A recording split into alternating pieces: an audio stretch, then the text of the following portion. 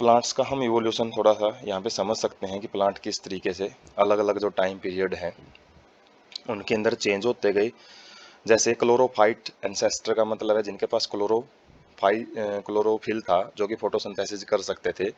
उन्हीं से ही time to time अलग अलग टाइप के जो प्लांट ग्रुप्स हैं जो हाँ मॉडर्न हम देखते हैं, तो उन्हीं से ही वो इवोल्व हुए हैं। जैसे क्लोरोफाइट से ही सबसे पहले जो ब्रायोफाइट्स जो कि वाटर के अंदर रहते थे, मेनली एम्फीबियंस वाटर के अंदर भी रह सकते थे, लेकिन ये टेरेस्ट्रियल भी थे, तो एम्फीबियन और प्लांट किंगडम इनको बोला जाता है।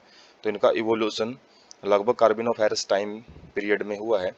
ये पीरियड है जियोलॉजिकल टाइम स्केल के, मतलब जो भी टाइम है धरती का जो अलग अलग हम पढ़ते हैं, 1 बिलियन साल पहले, 200 मिलियन साल पहले, तो इनको हमने अलग अलग भागों में बांट रखे है। जो मेन जो टाइम है वो बड़े जो कुछ एरा है युग के रूप में, जैसे पैलियोजोइक, मेसोजोइक, सिनोजोइक एरा में डिवाइड कर रखा है। और उसी की कुछ शॉर्ट फॉर्म है ये समझने के लिए भी किस टाइम पीरियड में वो चीज़ इवॉल्व हुई है, उसको पीरियड्स में बांटा गया है। जैसे सिल्यूरियन है, डाइवोनियन है, कार्बोनिफेरस है, इनका इसी तरीके का ऑर्डर है जिस टाइम में ये आए हैं। जैसे जो ब्रायोफाइट्स हैं, तो इनका जो इवोल्यूशन है इस टाइम से माना जाता है कार्बोनिफेरस से। तो ब्रायोफाइट्स जो धरती पे कार्बोनिफेरस पीरियड के अंदर इवॉल्व हुए हैं और आज भी हम इनके जीवों को देख सकते हैं। उसके बाद है ट्रैकियोफाइट्स, जिनके अंदर ट्रैकिया वगैरह प्रेजेंट थे, जिनके अंदर वेस्कुलर बंडल प्रेजेंट थे। तो उन जीवों से जो जस्ट्रोफाइलम, अलग अलग प्रकार के जो क्लास वगैरह ऑर्डर वगैरह है वो बने, और उन्हीं से जो आज के हर्बेसियस लाइकोपोड टाइप के प्लांट्स हैं वो इवॉल्व हुए हैं।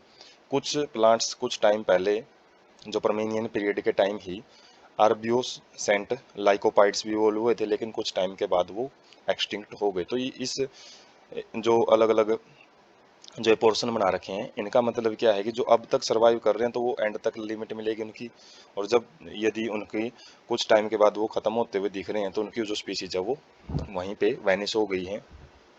और जो एरिया क्या रिप्रेजेंट कर रहा है कि इनका नंबर कितना है, कितनी मात्रा में इवॉल्व हुए हैं। जैसे यदि हम बात करें सिनेप्सिडा हॉर्स्टेल जैसे जीवों की, जो कि एक्टोकार्पस टाइप के ऑर्गेनिज्म आते हैं इसमें, मतलब खासकर प्लांट्स आते हैं, वो एक टाइम अच्छे खासे वो लोग हो चुके थे लाइफ के, मतलब धरती के ऊपर, जब कार्बोनिफेरस टाइम के टाइम पीरियड के टाइम पे। लेकिन आज इनका जो बहुत ही कम इंडिविजुअल हैं वो देखने को मिलते हैं पहले कंपैरिजन में।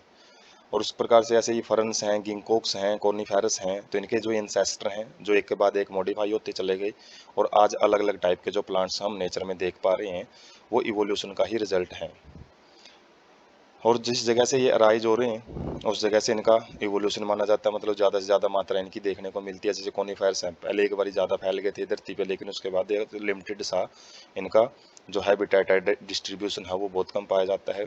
इसी प्रकार से जो आज हम जिम्नोस्पर्म, एंजियोस्पर्म जो मेन प्लांट होते हैं ज़्यादातर फ्लावरिंग प्लांट्स, ये जिम्नोस्पर्म है, साइकस, और ये एंजियोस्पर्म्स हैं जिसमें मोनोकोट और डाइकोट आ जाते हैं। तो वो सीड फरन से आए हैं। और जो इन प्रकार की जो सेप बना रखी है इनका मतलब क्या है, एक बार तो अच्छे खासे इवॉल्व हुए, फिर उसके बाद बहुत ही कम इनके प्लांट जो मेंबर बचे, उसके बाद वहाँ से सीड फरन्स आए। सीड फरन से दो ग्रुप बन गए, एक जिम्नोस्पर्म का, एक एंजियोस्पर्म्स का। सीड फरन्स का मतलब ये सीड बियरिंग प्लांट्स थे।